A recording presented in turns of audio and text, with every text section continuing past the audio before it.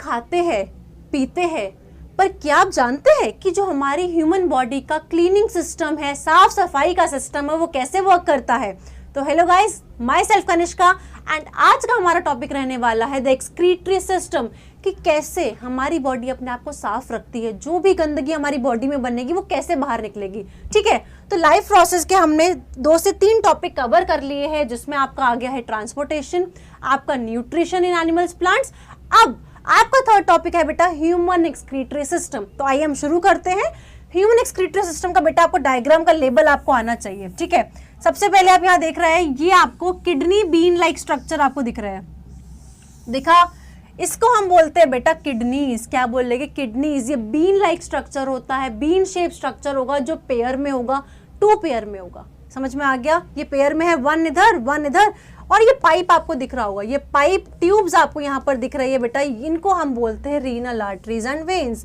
Renal arteries and when red और blue colour से कुछ समझ में आ रहा है आपको? एक होता है ऑक्सीजनेटेड ब्लड लेकर आती है, एक डीऑक्सीजनेटेड ब्लड लेकर आती है, तो इसीलिए हमने इसको रेड से अलग मार्क किया है, ब्लू से अलग मार्क किया है। साथ में जो किडनी से लेकर ये ट्यूब लाइक स्ट्रक्चर आपको दिख रहा है, जो एक बैग तक ज्वाइन है, ये बैग आपको दिख रहा है, ये दोनों किडनीज ये क्या कर रही है, एक पाइप से ज्वाइंट है एक बैग के साथ, इनको हमने बोला है यूरेटर्स। क्या बोला है? ये जो पाइप से बेटा, इनको हमने बोला है यूरेटर्स। क्लियर? यूरेटर्स किससे ज्वाइंट है? ये बेटा एक बैग लाइक स्ट्रक्चर है, यहाँ पे हमारा यूरिन स्टोर होता है, उसको हमने नाम दिया है यूरिनरी ब्लेडर। Urinary bladder. यहाँ तक समझ में आ गया सबको? यानी कि क्या क्या इन्वॉल्व है हमारे ह्यूमन एक्सक्रीटरी सिस्टम में? सबसे पहले renal arteries and veins, pair of kidneys, ये यूरेटर्स की पाइप एंड यूरिनरी ब्लेडर, और सबसे एंड में ये वाला पार्ट, ये वाला नीचे वाला पार्ट को हम बोलते हैं बेटा यूरेथ्रा। क्या बोलेंगे? यूरेथ्रा, जहां से हमारी बॉडी में से एक्सक्रीट आउट होता है वेस्ट। क्लियर यहाँ तक? ठीक है, अब बेटा ये पढ़ने से पहले ना मुझे एक चीज आप लोगों से जाननी है कि न्यूट्रिशन इन एनिमल्स के अंदर हमने एक टर्म पढ़ा था, इजेशन पढ़ा था सबने। अब हमने पढ़ा है टर्म एक्सक्रीशन।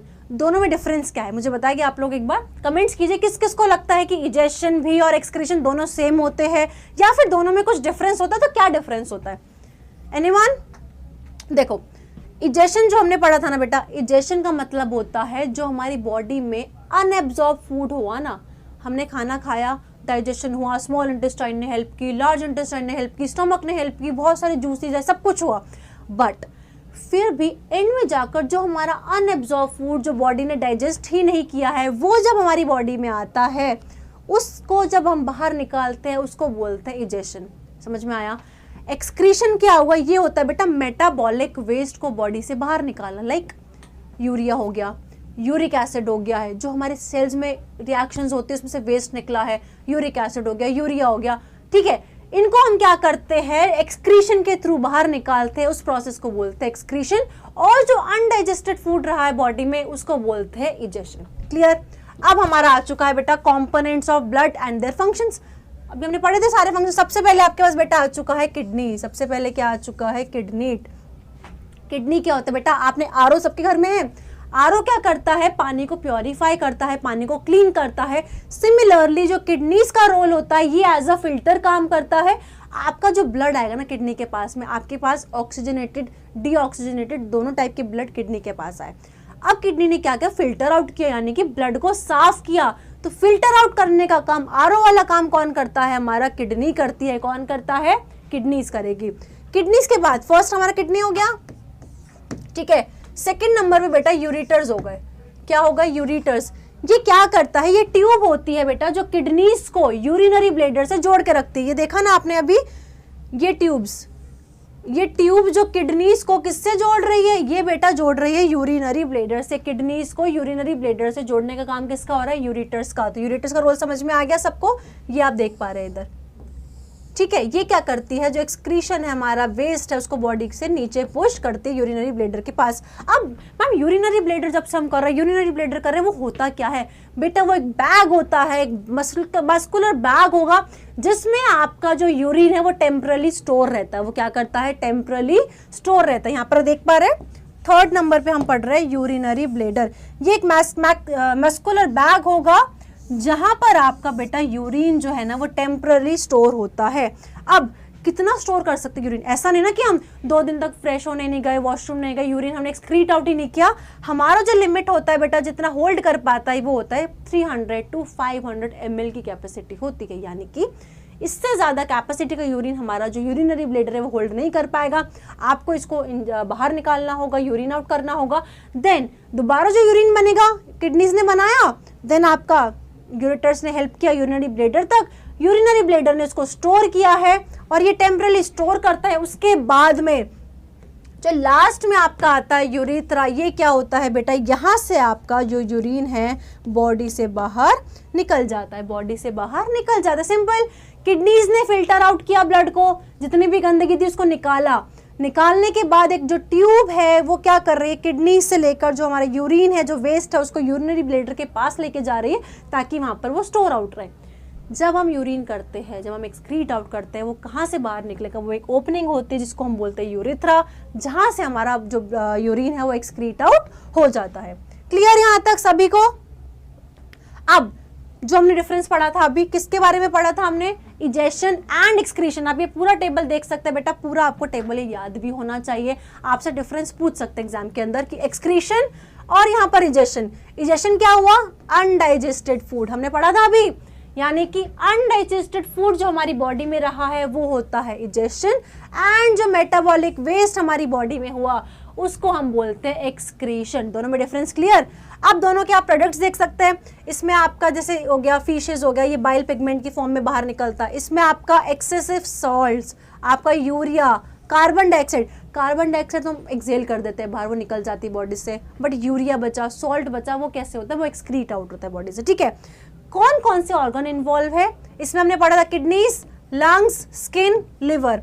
इसमें लार्ज इंटेस्टाइन, रेक्टम, एनस। याद करो, स्मॉल इंटेस्टाइन के पास गया, लार्ज इंटेस्टाइन ने वाटर को एब्जॉर्ब किया, देन रेक्टम, और फिर एनस के थ्रू बॉडी से जो अनडाइजेस्टेड वेट है वो बाहर निकलता है। समझ में आ गया यहाँ तक? दोनों का डिफरेंस क्लियर है ना बेटा टेबल का आपको? अब फंक्शन आ गया है कि अब ये मैम नेफ्रॉन क्या है, हमने इसका टर्म पढ़ा था नेफ्रॉन का, ये क्या है, और किडनीज ऐसा क्या करती है जो हमारा जो ब्लड है वो प्योरीफाई होता है। बेटा देखो, किडनी के अंदर हमने पढ़ा था कि cell is the fundamental unit of the body. ठीक है, हमारी बॉडी में सेल है जिसकी मदद से टिश्यूज बने, जिसकी मदद से हमें एज ऑर्गेनिज्म बने, यानी कि सेल सबसे छोटी यूनिट थी।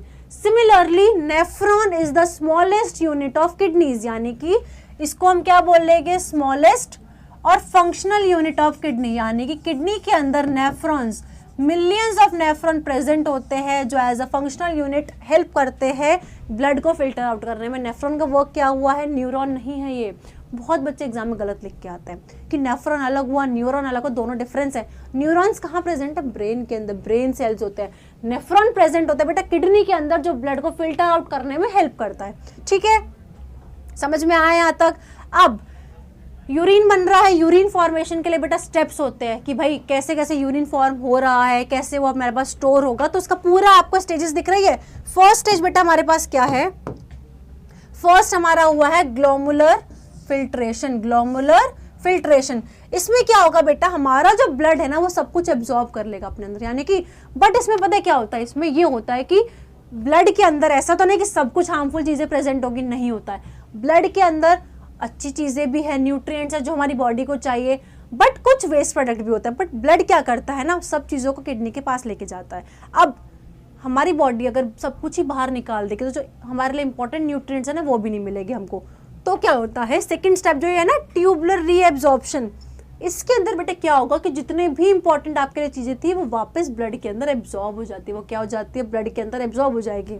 तीसरे स्टेप में ट्यूबुलर सेक्रेशन, यानी कि जो भी वेस्ट प्रोडक्ट निकला है वो एक कंडक्टिंग डक्ट होती है, हम पढ़ेंगे उसके बारे में अभी, उसके अंदर हमारा पूरा का पूरा वेस्ट चला जाता है, और जितना भी अनडाइजेस्टेड था जो हमारी बॉडी के लिए यूज्ड ही नहीं है वो सब कुछ बॉडी से बाहर सेक्रीट आउट हो जाएगा। आप यहाँ देख सकते हैं। ठीक है, ये आप ट्यूब देख रहे हैं। ठीक है, इसके अंदर क्या होता है बेटा, एक बोमेन्स कैप्सूल। क्या होता है, बोमेन्स कैप्सूल। मैं आपको बनाकर बताती हूँ, आपको लोकेशन सबकी पता होनी चाहिए कि कौन सा ट्यूब है, कौन सा कैप्सूल है। यहां पर बेटा अपना आता है बोमेन्स कैप्सूल। ठीक है, यहां पर क्या होगा, ये ट्यूब है पूरी, यहां से हमारा सारा ब्लड फिल्टर होगा, यहां से आएगा। अब यहाँ पर आकर क्या होगा बेटा, ये सेकंड स्टेप है हमारा रीएब्जॉर्प्शन वाला। यहाँ पर कौन सा स्टेप फॉलो हो रहा है बेटा, रीएब्जॉर्प्शन। ठीक है, रीअब्जॉर्प्शन के अंदर क्या होता है कि जितना भी इंपॉर्टेंट न्यूट्रिएंट्स हमारे लिए था वो ब्लड के अंदर एब्जॉर्ब हो जाता है। अब जो वेस्ट बचा, जो वेस्ट बटा ना बेटा, ये होती है कंडक्टिंग डक्ट, CD जिसको हम बोलते हैं, कंडक्टिंग डक्ट जिसको हम बोलते हैं। जितना भी वेस्ट अब बचा है बॉडी में से वो कंडक्टिंग डस्ट के पास, कंडक्टिंग डक्ट के पास चला जाएगा और वहां से हमारी बॉडी उसको एक्सक्रीट आउट कर देगी। क्लियर? अब ये क्या होता है, आपने ना कई बार सुना होगा कि किसी का एक किडनी खराब है पर वो फिर भी अपना आप को एक्सक्रीट आउट करता है, एक्सक्रीशन तो होगा उसके अंदर भी, बट कुछ केसेस में किडनीज, दोनों किडनी ही खराब हो जाती है। अब आप मुझे एक चीज बताओ, अगर किडनीज खराब है, ठीक है, किडनीज खराब है तो क्या आपकी बॉडी सर्वाइव कर पाएगी क्या?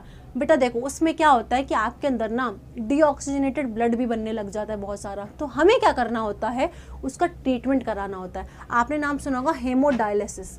हेमोडायलिसिस क्या होता है, इसमें एक आर्टिफिशियल किडनी हम बोलेंगे, मतलब कि एक मशीन होती है जिसको हम बोलते हैं आर्टिफिशियल किडनी। वो किडनी वाला वर्क करेगी, यानी कि हमारे हाथ में वो लगता है, यहाँ पर सिरिंज लगेगा, तो यहाँ से क्या होगा बेटा, आपका जो डीऑक्सीजनेटेड वाला ब्लड है, यानी कि जो गंदा ब्लड है जिसमें वेस्ट प्रोडक्ट्स है, वो इस मशीन के अंदर, उस मशीन को बेटा बोलते हैं, जिस मशीन के अंदर हमारा ब्लड जाता है, जो आर्टिफिशियल किडनी होती है, उसको हम बोलते हैं डायलाइजर। क्या बोलेंगे? डायलाइजर।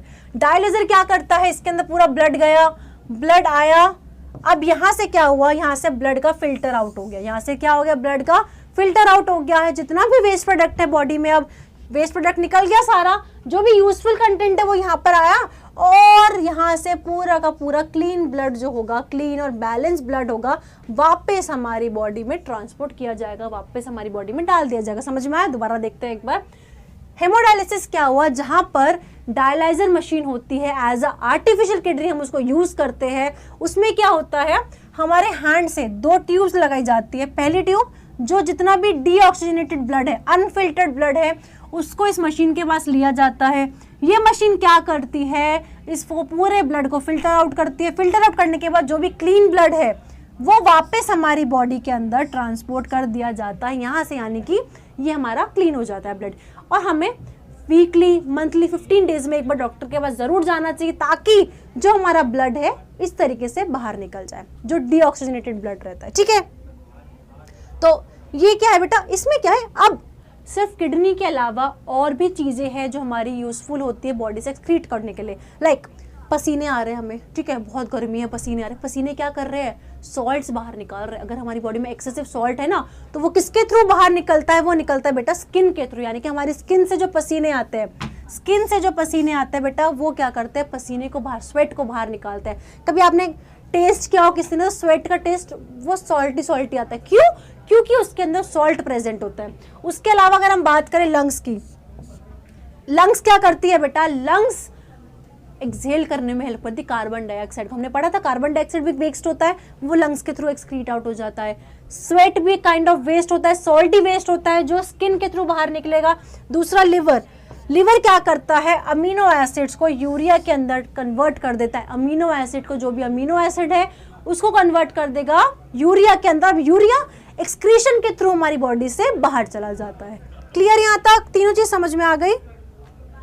अब प्लांट्स, बेटा प्लांट्स भी तो कुछ ना कुछ एक्सक्रीट आउट करते होंगे। एनिमल्स के बारे में तो हमने सबने पढ़ लिया, हाँ प्लांट्स भी एक्सक्रीट करते हैं। प्लांट के बाहर आपने देखा होगा जेल जेल स्ट्रक्चर, यहाँ पर आपको मैं डायग्राम दिखाती हूँ, देख सकते हैं आप, ये वाला, ठीक है। ये क्या करते हैं, प्लांट्स भी अपनी बॉडी में से बाहर निकालते हैं वेस्ट सब्सटेंस को, ठीक है। जैसे कि आप देख सकते हो जो बार्क ट्री होता है उस पर लेटेक्स आपको देखने को मिलेगा, लेटेक्स बोलते हैं, रेजिन हम बोल देते हैं, गम्स बोल देते हैं, ये वेस्ट प्रोडक्ट होते हैं प्लांट के। आपसे पूछा जाएगा कि प्लांट्स के वेस्ट प्रोडक्ट्स कौन से होते हैं, लेटेक्स आप लिख सकते हैं, आप उसमें रेजिन्स लिख सकते हैं, आप उसमें गम्स लिख सकते हैं। और कुछ एक्सेसिव वाटर जो होता है, आपने सुना होगा ट्रांसपिरेशन, वो क्या होता है, एक्सेसिव वाटर जब प्लांट के अंदर आ जाता है तो प्लांट क्या करता है, स्वेट तो प्लांट नहीं करेगा, हम एज अ ह्यूमन स्वेट करते हैं, जिससे हमारा जो एक्सेसिव वाटर है, सॉल्ट है, वो बाहर निकलता है। बट प्लांट्स करते हैं बेटा ट्रांसपिरेशन। प्लांट्स क्या करते हैं, ट्रांसपिरेशन, जिसके थ्रू उनका एक्सेसिव वाटर वो बॉडी से, उनके प्लांट बॉडी से बाहर निकल जाता है, ठीक है।